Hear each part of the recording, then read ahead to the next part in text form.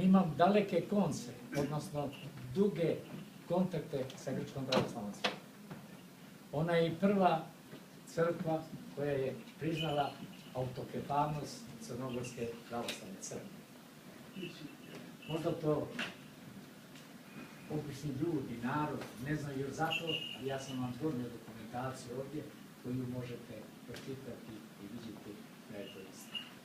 Ne samo Carigradski patrijarh, nego i Ruska pravoslavna crkva, Sveti Silon Ruske pravoslavne crkve je priznao Crnogorsku pravoslavnu crkvu kao samostalnu crkvu. I sve ostale crkve širom zemljine kugle, pravoslavne crkve su priznale autokefalnost Crnogorske pravoslavne crkve. O tome koje ne priznaje nije ni potrebno govoriti, priznaće i on na kraju jer će morati da je priznati.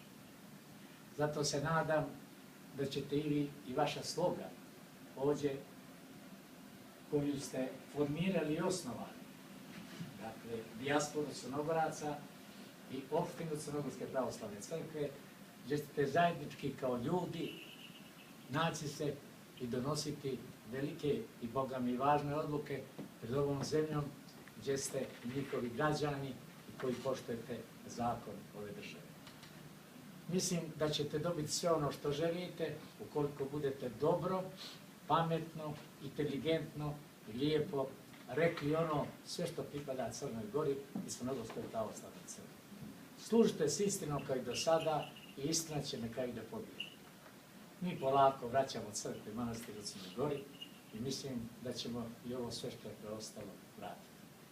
Mene je čast što sam sa njim i sa njegovim sveštenikom i đakonom služio danas svetu liturgiju, ali u onom malom obimu, jer nijesam mogao, pošto ima dosta Grka, ovo je grčka crkva, ali se zahvaliti ovome divnom čovjeku, njegovom visoko preosveštenstvu mitropolitu, koji je dozvolio da se vi skupljate, da se molite Bogu u Grčkoj pravoslavnoj crkvi.